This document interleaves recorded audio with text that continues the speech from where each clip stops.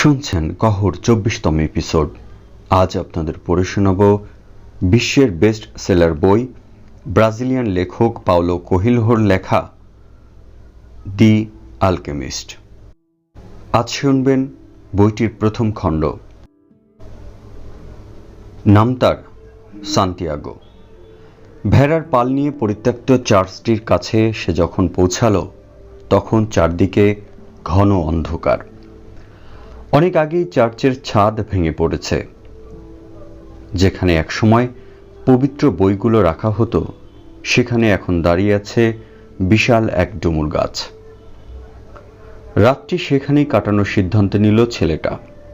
ভাঙা দরজা দিয়ে সবকটা ভেড়াকে ভেতরে ঢোকালো। তারপর সে নিজে ভেতরে প্রবেশ করল। কয়েকটা তক্তা আড়াআড়ি রেখে দরজা বন্ধ করে দিল। এই এলাকায় নেকড়ে নেই, তবে কোনো ভেড়া রাতে যাতে ঘুরতে যেতে না পারে সেই জন্যই এই ব্যবস্থা। যদি কোনোটি একবার বের হতে পারে তবে পরের সারাটা দিন যাবে সেটি খুঁজতে। নিজের জ্যাকেট দিয়েই মেঝে ঝাড়ল সে। তারপর সবেমাত্র শেষ করা বইটিকে বালিশ বানিয়ে শুয়ে পড়ল। মনে মনে বলল তাকে আরো মোটা বই পড়তে হবে, যত মোটা তত টেকসই, বালিশ হিসেবে আরো আরামদায়ক। যখন তার ঘুম ভাঙল তখন ভোরের আলো সবে ফুটতে শুরু করেছে। আধভাঙা ছাদ দিয়ে ঝিলিমিলি তারা দেখা যাচ্ছিল। আরেকটি ঘুমাতে পারলে ভালো হতো ভাবল সে। এক সপ্তাহ আগে ঠিক এই স্বপ্নটি দেখেছিল সে। তখনও স্বপ্ন শেষ হওয়ার আগেই জেগে গিয়েছিল। গা ঝাড়া দিয়ে উঠল। লাঠি নিয়ে তখনও ঘুমিয়ে থাকা ভেড়াগুলোকে জাগাতে শুরু করলো। লক্ষ্য করল সে জেগে ওঠা মাত্র বেশিরভাগ ভেড়াও পিটপিট করে তাকাতে শুরু করে দিয়েছে। 2 বছর ধরে সে ভেড়াগুলোর সাথে আছে। মনে হচ্ছে কোনো এক রহস্যময় শক্তি ভেড়ার পালের সাথে তার জীবনকে জুড়ে দিয়েছে। আর সে খাবার আর পানির খোঁজে গ্রামের পথ বেয়ে তাদেরকে তাড়িয়ে নিয়ে যাচ্ছে। তারা আমার ব্যাপারে এত অভ্যস্ত হয়ে গেছে যে আমার সময়সূচিও তারা জানে, বিড়বিড় করে বলল সে। 1 মিনিট চিন্তা করে তার মনে হলো বিষয়টি অন্যরকমও হতে পারে। সে নিজেই আসলে তাদের ধারায় অভ্যস্ত হয়ে পড়েছে। অবশ্য কয়েকটা ভেড়ার ঘুম ভাঙতে কিছু বেশি সময় নেয়। ছেলেটা তার লাঠি দিয়ে সেগুলোকে একটি একটি করে খোঁচা দিতে লাগলো, তবে প্রতিটি নাম ডেকে ডেকে। তার ধারণা সে যা বলে ভেড়ারা বোঝে, তাই সে বই পড়তে পড়তে ভালো লাগা অংশগুলো মাঝে মাঝে তাদেরও শোনায়। সে মাঠে মাঠে ঘুরে বেড়ানো রাখালের একাকিত্বের কথা বলে, তার সুখের কথা জানায়। অনেক সময় ছেড়ে আসা গ্রামে সে যা কিছু দেখেছে সেগুলো সম্পর্কে তার অভিমত প্রকাশ করে। তবে কয়েকদিন ধরে ভেড়াদেরকে সে কেবল একটি কথাই বলে চলেছে, ওই মেয়ের কথা। আর মাত্র 4 দিন পর সে ওই মেয়ের গ্রামে যাবে ভেড়ার পশম বেচতে। সে মাত্র একবারই ওই গ্রামে গিয়েছিল, 1 বছর আগে। মেয়েটির বাবা একটি মুদি দোকানের মালিক, বেশ চালাক। কেউ যাতে তাকে ঠকাতে না পারে সেজন্য তার সামনেই ভেড়ার পশম ছাড়তে হয়। এক বন্ধুর কাছ থেকে খবর পেয়ে সে ভেড়াদের নিয়ে গিয়েছিল ওই দোকানির কাছে। আমি কিছু পশম বেচতে চাই, ছেলেটা বলেছিল দোকানিকে। দোকানে তখন বড্ড ভিড়। লোকটি তাকে বিকেল পর্যন্ত অপেক্ষা করতে বললেন। সময় কাটাতে সে দোকানের সিঁড়িতে বসে ব্যাগ থেকে বই বের করল। রাখাল বালকেরাও পড়তে পারে আমার জানা ছিল না। একটি মেয়ে কথা বলে উঠল তার পেছন থেকে। মেয়েটিকে দেখলে বোঝা যায় সে আন্দালুসিয়া এলাকার। তার ঢেউ খেলানো কালো চুল আর চোখ দুটি অস্পষ্টভাবে মুরিশ বিজয়ীদের কথা মনে করিয়ে দেয়। আসলে কি, বইয়ের চেয়ে আমার ভেড়াগুলোর কাছ থেকেই অনেক বেশি শিখি, জবাব দিয়েছিল ছেলেটা। তারা 2 ঘন্টা কথা বলেছিল। মেয়েটি জানিয়েছিল ওই দোকানই তার বাবা। মেয়েটি তাদের গ্রামের গল্প করছিল, বলেছিল এখানকার প্রতিটি দিনই অন্য দিনের মতো। রাখাল বালক তাকে আন্দালুসিয়া এলাকার প্রান্তরগুলোর কথা শুনিয়েছিল। অন্য যেসব শহরে সে গেছে সেখানকার কথা বলেছিল।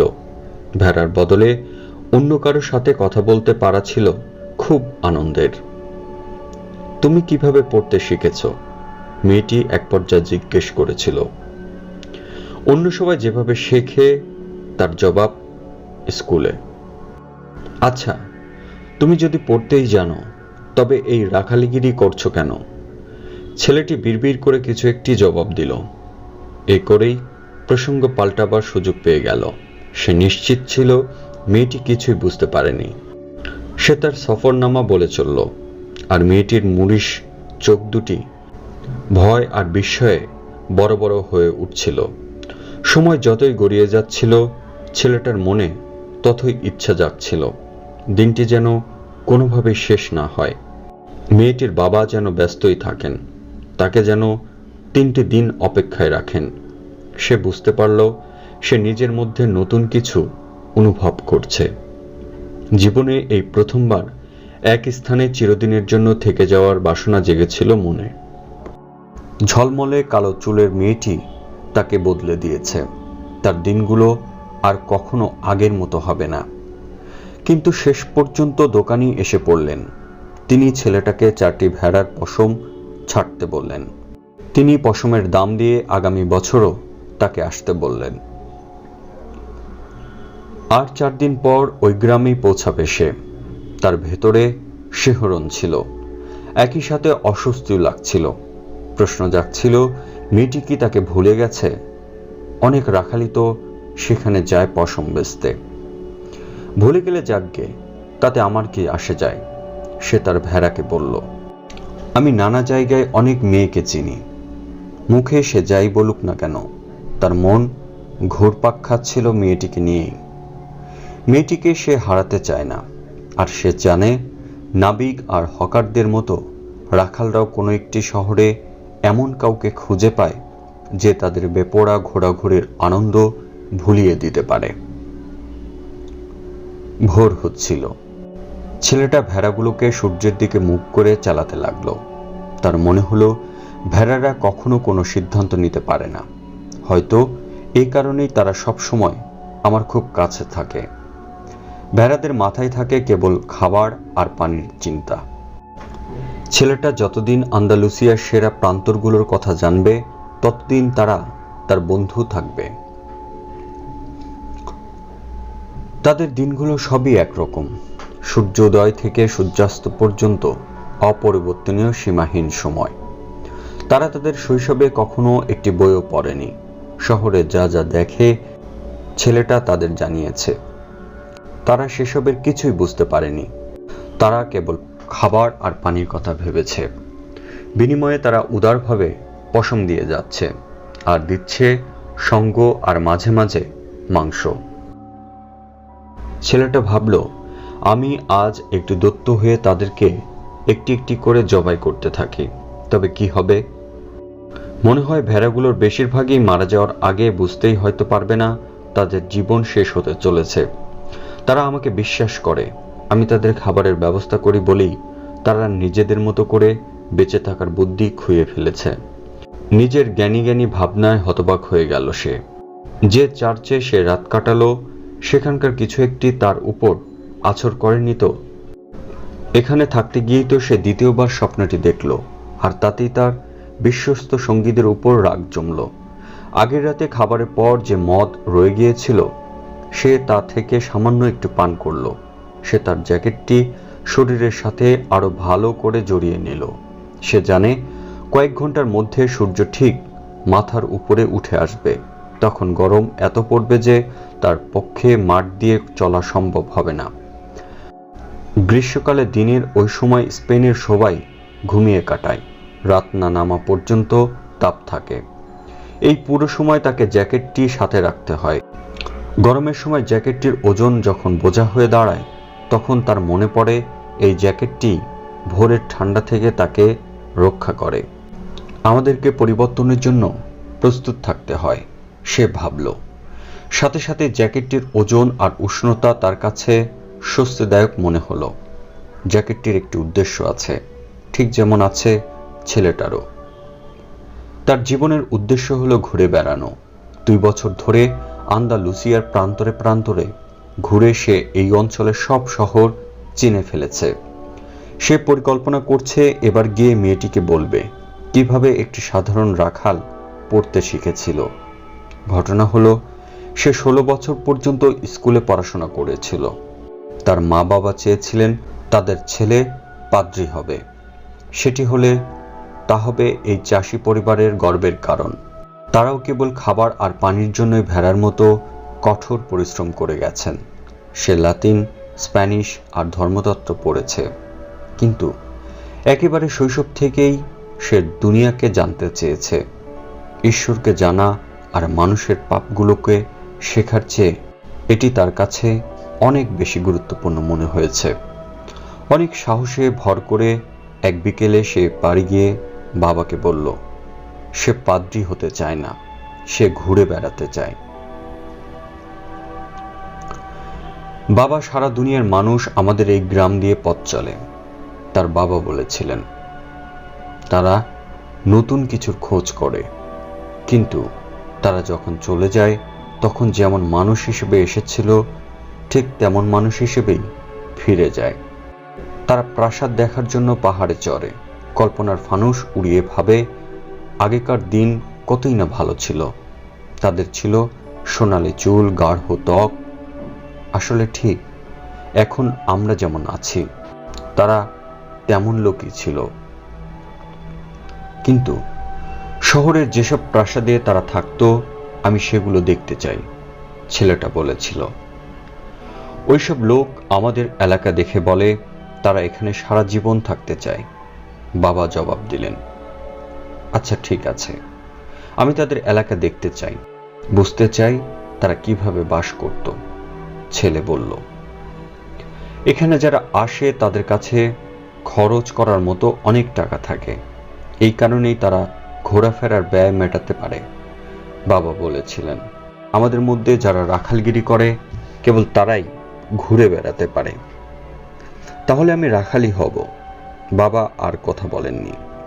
পরদিন তিনি ছেলেকে একটি থলেতে ভরে 3টি প্রাচীন স্প্যানিশ স্বর্ণমুদ্রা দিয়েছিলেন। এগুলো একদিন মাঠে পেয়েছিলাম, আমি চেয়েছিলাম এগুলো হবে তোমার উত্তরাধিকারের অংশ। যাই হোক, এখন এগুলো দিয়ে একটি ভেড়ার পাল কিনে ফেলো, তারপর চলে যাও মাঠে। কোনো একদিন তুমিও বুঝতে পারবে এই পল্লীভূমি সেরা, আর আমাদের নারীরা সবচেয়ে সুন্দরী। তিনি ছেলেকে আশীর্বাদ করলেন। ছেলেটা তার বাবার চোখে ভালো করে তাকালে দেখতে পেত সেখানেও রয়েছে দুনিয়া দেখার সক্ষমতা অর্জনের আকাঙ্ক্ষা।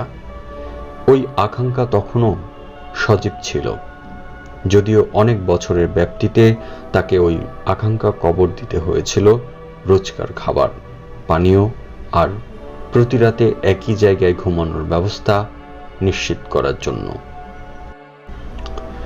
দিগন্ত রক্তিম হয়ে উঠল। হঠাৎ করে যেন মাথার উপর হাজির হলো সূর্য। ছেলেটা তার বাবার সেই স্মৃতি মনে করে খুশি হলো। এর মধ্যেই সে অনেক দুর্গ দেখে ফেলেছে, অনেক নারীর সাক্ষাৎ পেয়েছে, যদিও তাদের কেউই আর কয়েকটি দিন পর যার সাথে দেখা হওয়ার কথা রয়েছে তার মতো নয়। সে একটি জ্যাকেটের মালিক, একটি বই আছে, এই বইটি বদল করে আরেকটি পেতে পারে, আর আছে এক পাল ভেড়া। তবে সবচেয়ে গুরুত্বপূর্ণ বিষয় হলো প্রতিটি দিন সে তার স্বপ্ন নিয়ে বেঁচে থাকতে পারে। আন্দালুসিয়ার মাঠ ঘাট আর ভালো না লাগলে সে তার সব ভেড়া বিক্রি করে জাহাজও ধরতে পারে। এর মধ্যেই তার সাগর নিয়ে অনেক কিছু ভাবা হয়ে গেছে, অনেক নগরী, অসংখ্য নারী এবং খুশি হওয়ার অনেক সুযোগও সে জেনে গেছে। সূর্য উঠা দেখতে দেখতে ভাবল, গির্জায় গিয়ে ঈশ্বরকে আমি পেতাম না। যখনই সে পারে চেষ্টা করে নতুন পথে চলতে। আগে কখনই সে ওই ভাঙা চার্চে যায়নি, যদিও অনেকবারই সে এই এলাকায় বিভিন্ন অংশ গেছে। দুনিয়াটা বিশাল, অফুরন্ত। তাকে কেবল যা করতে হয় তা হলো ভেড়াগুলোকে পথে ঠেলে দিয়ে দারুণ কিছু আবিষ্কারে বিভোর হয়ে যাওয়া। সমস্যা হলো ভেড়াগুলো বুঝতেই পারে না তারা প্রতিদিন নতুন পথে হাঁটছে। তারা দেখে না মাঠগুলো নতুন, মৌসুম বদলে গেছে। তারা কেবল খাবার আর পানি নিয়েই ভাবে। হয়তো আমরা সবাই এরকমই, ছেলেটার মনে হলো। এমনকি আমিও তো মুদি দোকানের মেয়েকে দেখার পর আর কোনো নারীর কথা ভাবছি না। সূর্যের দিকে তাকালো সে, হিসাব করে দেখল দুপুরের আগে তারিফায় পৌঁছানো সম্ভব। সেখানে তার বইটি বদলে আরো ভারী একটি বই নিতে পারবে, বোতলে মদ ভরতে পারবে, চুলদাড়ি কামিয়ে মেয়েটির সাথে দেখা করার জন্য নিজেকে প্রস্তুত করতে পারবে।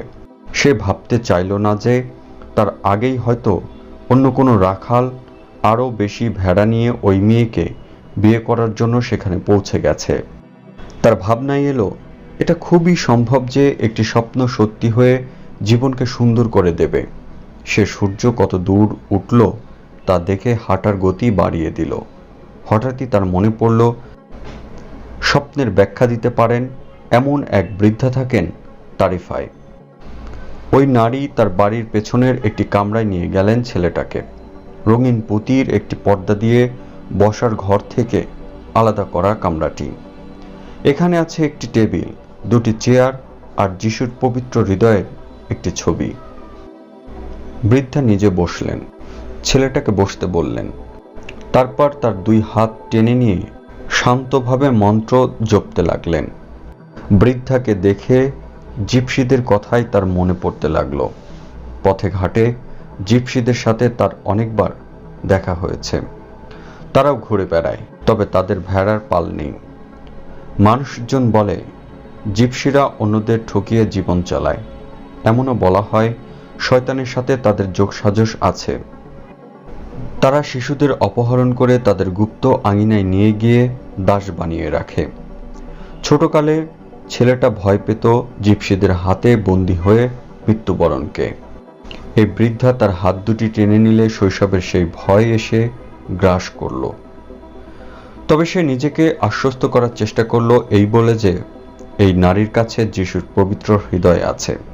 সে চাচ্ছিল না তার হাত দুটি কাঁপতে থাকুক, কারণ তাতে ওই বুড়ো নারী জেনে যাবেন সে ভয় পাচ্ছে। সে মনে মনে বাইবেলের কিছু অংশ আওড়াতে থাকল। দারুণ তো, তিনি বললেন। ছেলেটার হাত দুটি এক পলকের জন্য না ছেড়ে তারপর চুপ হয়ে গেলেন। ছেলেটা নার্ভাস হয়ে পড়ছিল, তার হাত কাঁপতে লাগলো। বৃদ্ধা তা টের পেলেন। তিনি তাড়াতাড়ি হাত দুটি ছেড়ে দিলেন। আপনি আমার হস্তরেখা পড়বেন, সেজন্য আমি এখানে আসিনি, সে বলল। এখানে আসার জন্য এর মধ্যেই তার মনে অনুশোচনার সৃষ্টি হয়েছে। তার একবার মনে হলো দুবার দেখা স্বপ্নটিকে সে খুব বেশি গুরুত্ব দিয়ে ফেলেছে। এ সম্পর্কে কিছু না জেনে কেবল ফি দিয়ে কেটে পড়াই ভালো। তুমি এসেছো স্বপ্নের ব্যাখ্যা শুনতে, বৃদ্ধা বললেন। আর স্বপ্ন হলো ঈশ্বরের ভাষা। তিনি যখন আমাদের ভাষায় কথা বলেন তখন আমরা ব্যাখ্যা করতে পারি তিনি কি বলেছেন। তবে তিনি যদি আত্মার ভাষায় বলে থাকেন তবে তা কেবল তুমি বুঝতে পারবে। তবে তা যাই হোক না কেন, পরামর্শের জন্য আমি তোমার কাছে ফি চাইছি। আরেকটা চালাকি, ছেলেটা ভাবল।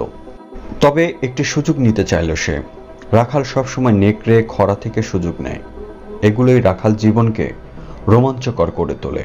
আমি এই একই স্বপ্ন দুবার দেখেছি, সে বলল।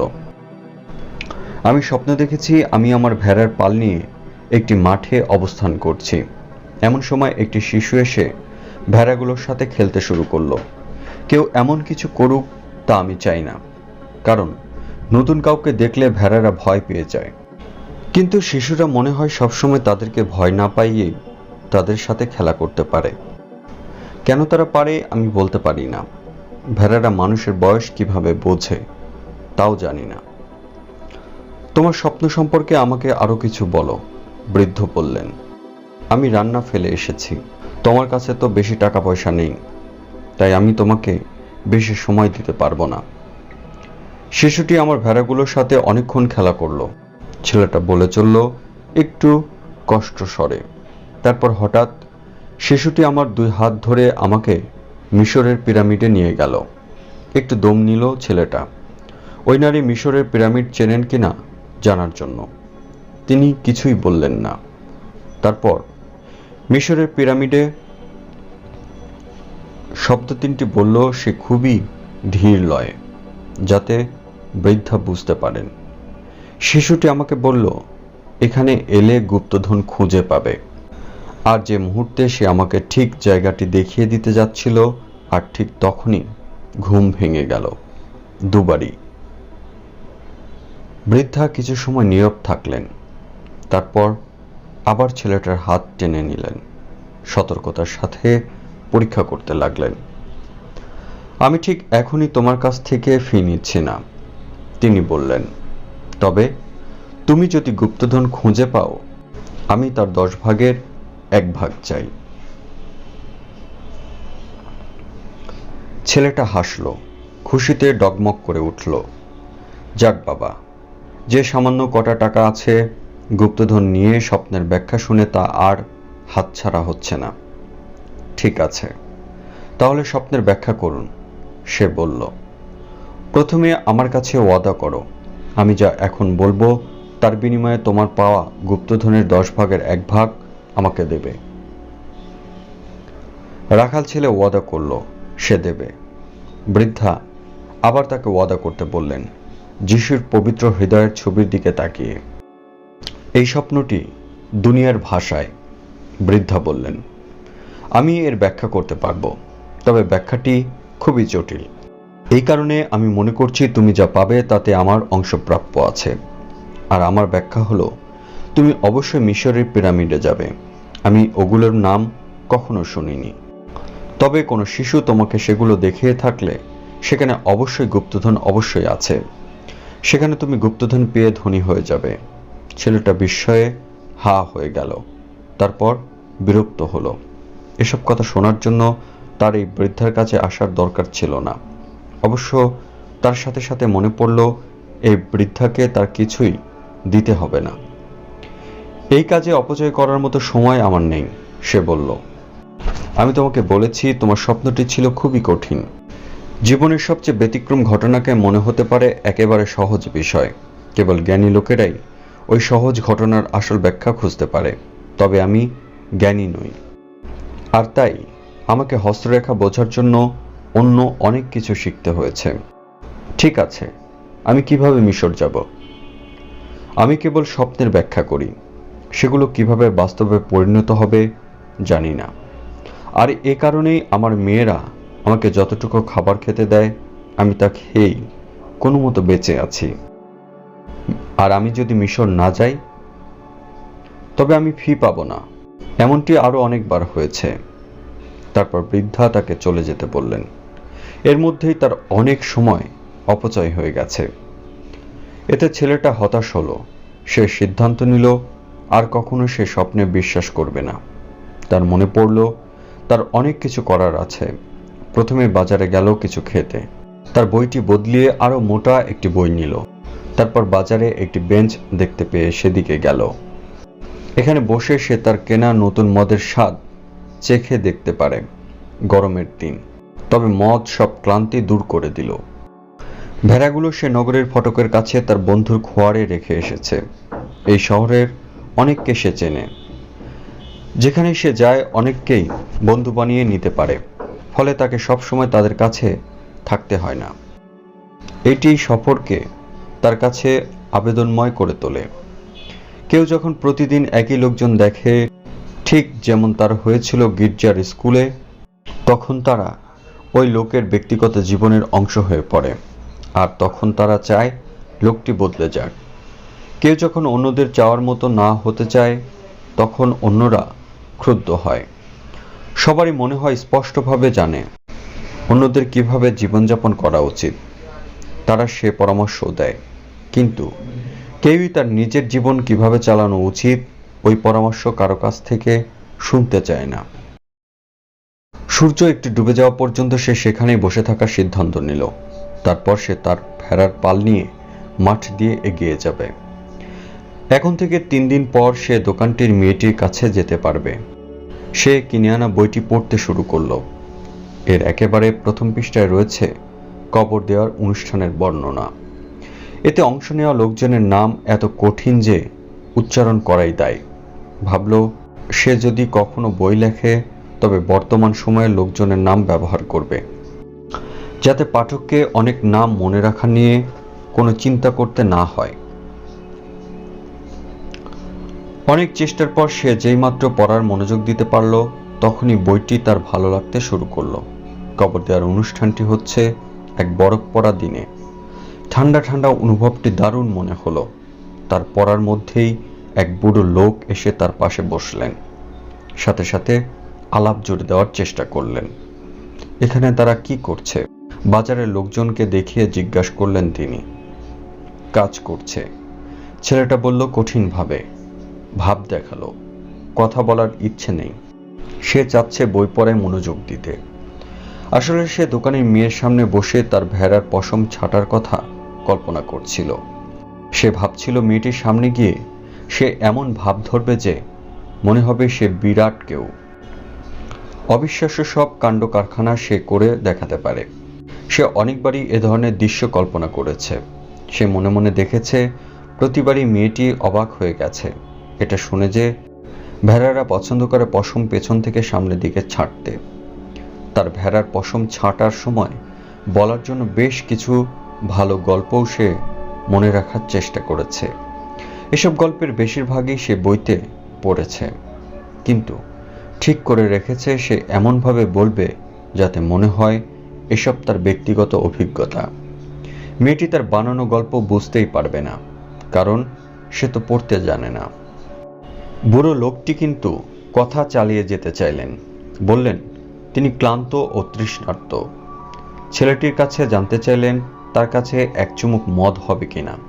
ছেলেটা তার বোতলটি বাড়িয়ে দিল, আশা করল এবার হয়তো লোকটি তাকে একা থাকতে দেবেন। কিন্তু বুড়ো লোকটি আলাপ জমাতে চাইলেন। তিনি ছেলেটার কাছে জানতে চাইলেন যে সে কি বই পড়ছে। ছেলেটা রাগ হলো, চাইল অন্য বেঞ্চে চলে যেতে, কিন্তু তার বাবা তাকে বয়স্কদের প্রতি সম্মান দেখাতে শিখিয়েছেন। তাই সে তার হাতে ধরা বইটি বুড়োর হাতে দিল। দুটি কারণে। প্রথমত, বইটির নামের উচ্চারণ নিয়ে তার নিজেরই দ্বিধা ছিল, এবং দ্বিতীয়ত, লোকটি যদিও পড়তে না পারেন তবে লজ্জিত হয়ে নিজে থেকেই অন্য বেঞ্চে চলে যাবেন। বললেন বুড়ো লোকটি। তিনি বইটি উল্টে পাল্টে এমনভাবে দেখলেন যেন এটি আশ্চর্য বস্তু। এটি গুরুত্বপূর্ণ বই, তবে আসলেই খিটমিটে। ছেলেটা বড় একটি ধাক্কা খেল। বুড়ো লোকটি পড়তে জানেন এবং আগেই বইটি পড়ে ফেলেছেন। বইটি যদি খিটমিটে হয়ে থাকে, যেভাবে বুড়ো লোকটি বললেন, ছেলেটার হাতে একটি বদলানোর সময় এখনো আছে। দুনিয়ায় প্রায় সব বই যা বলে এখানেও তা বলা হয়েছে, বললেন বুড়ো লোকটি।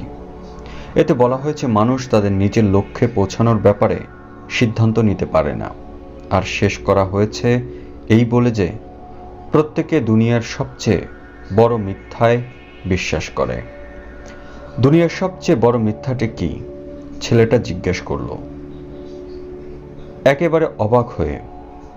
এটি হলো এই, আমাদের জীবনের একটি নির্দিষ্ট পর্যায়ে নিজেদের উপর নিয়ন্ত্রণ হারিয়ে আমরা ভাগ্যের পুতুল হয়ে যাই। এটি দুনিয়ার সবচেয়ে বড় মিথ্যা। আমার বেলায় এমন কখনো হবে না, ছেলেটা বলল। তারা আমাকে পাদ্রী বানাতে চেয়েছিলেন, কিন্তু আমি রাখাল হওয়া বেছে নিয়েছি।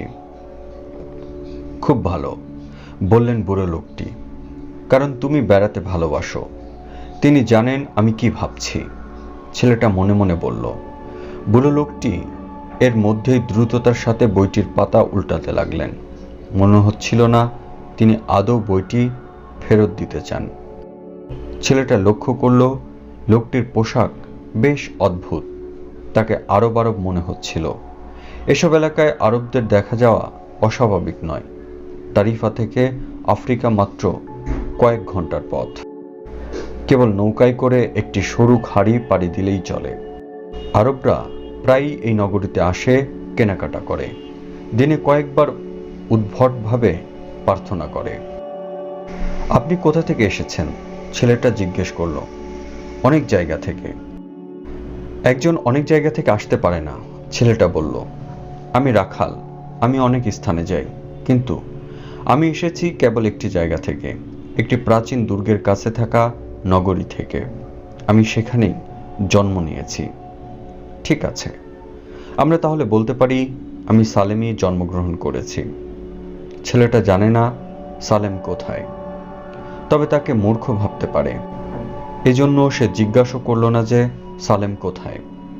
সে এক নজরে দেখে নিল বাজারের লোকজনকে। তারা আসছে যাচ্ছে, সবাইকে মনে হচ্ছে খুব ব্যস্ত। আচ্ছা, সালেম দেখতে কেমন? কিছু ক্লু পাওয়ার চেষ্টা করলো সে। জবাব এলো, সবসময় যেমন থাকে তেমনই। এখানে কোনো ক্লু পাওয়া গেল না, তবে সে জানে সালেম বলে কোনো জায়গা আন্দালুসিয়ায় নেই। থাকলে সে অনেক আগেই এর নাম শুনত। সালেমে আপনি কি করেন? সে জোর দিয়ে জানতে চাইল। আমি কি করি? তিনি হাসলেন। শোনো, আমি সালেমের রাজা। মানুষজন তো কত আবল তাবল বকে, ছেলেটা ভাবল। এসব লোকের চেয়ে ছাগল ভেড়া ভালো, ওগুলো কোনো কথাই বলে না।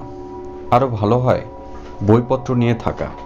তুমি যখনই চাইবে বই পছন্দ মতো অবিশ্বাস্য অনেক গল্প বলবে। কিন্তু লোকজনের সাথে কথা বলার সময় তারা এমন কিছু বলে যাতে করে তুমি বুঝতেও পারবে না কিভাবে আলাপ চালিয়ে নেবে। আমার নাম মেলচিজেদেক, বুড়ো লোকটি বললেন। তোমার কয়টি ভেড়া আছে?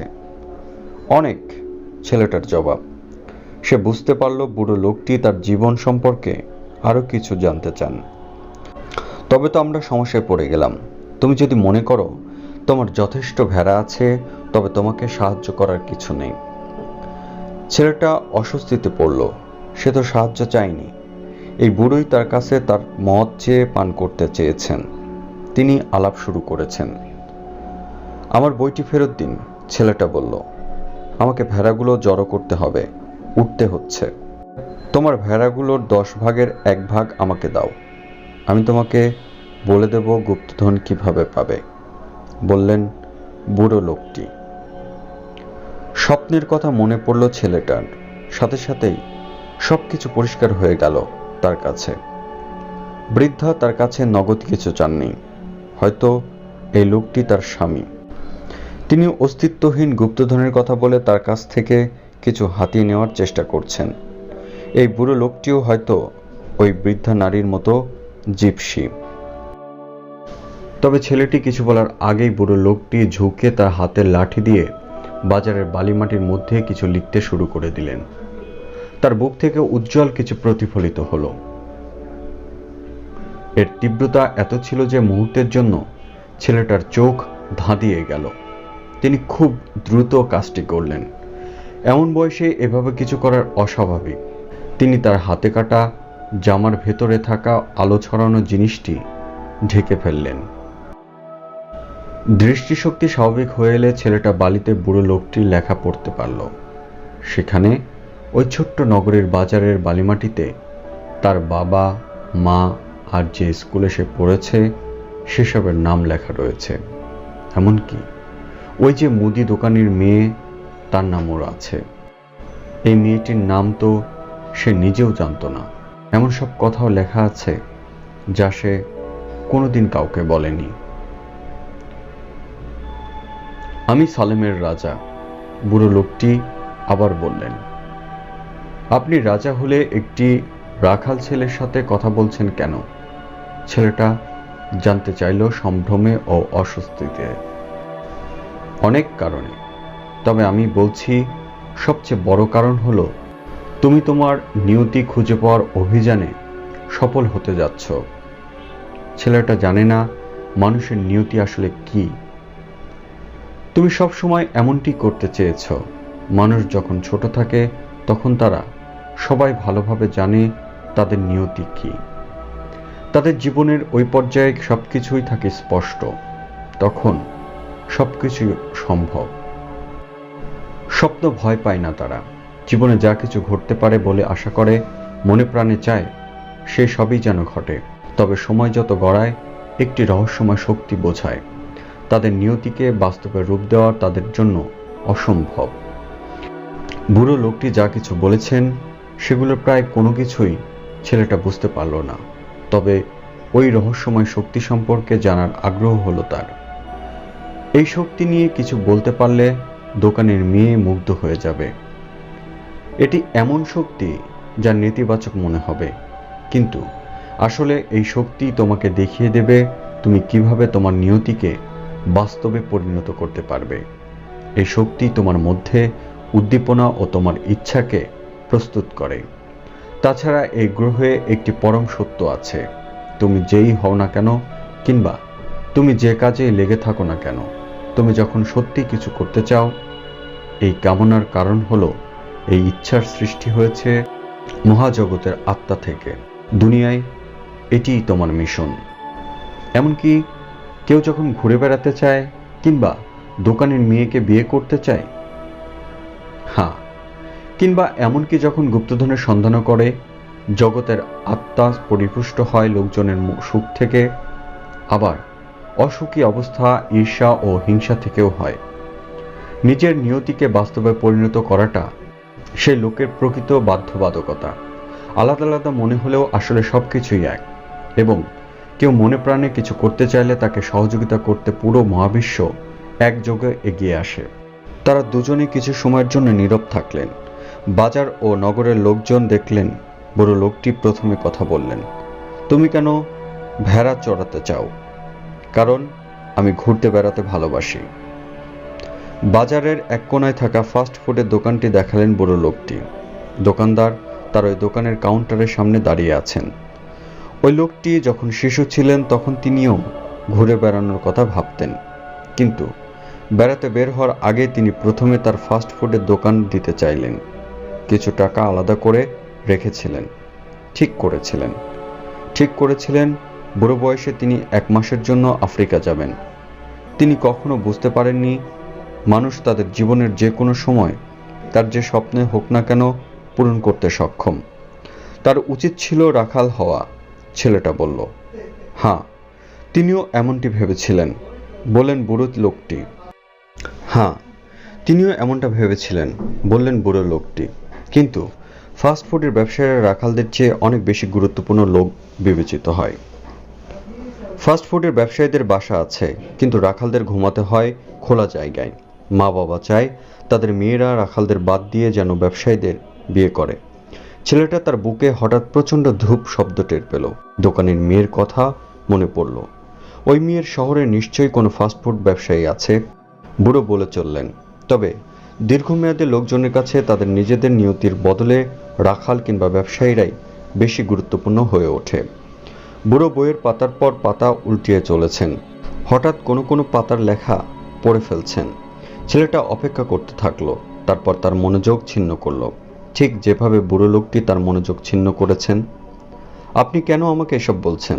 কারণ তুমি তোমার নিয়তির কাছে যাওয়ার চেষ্টা করছো, তবে তুমি এখন কাজটি প্রায় ছেড়ে দেওয়ার মতো অবস্থায় পড়ে গেছো। আর এমন অবস্থা কখনো সৃষ্টি হওয়া মাত্রই আপনি সবসময় সেখানে চলে আসেন? না, সবসময় এভাবে নয়, তবে আমি সবসময় উপস্থিত হই কোনো না কোনো আকারে।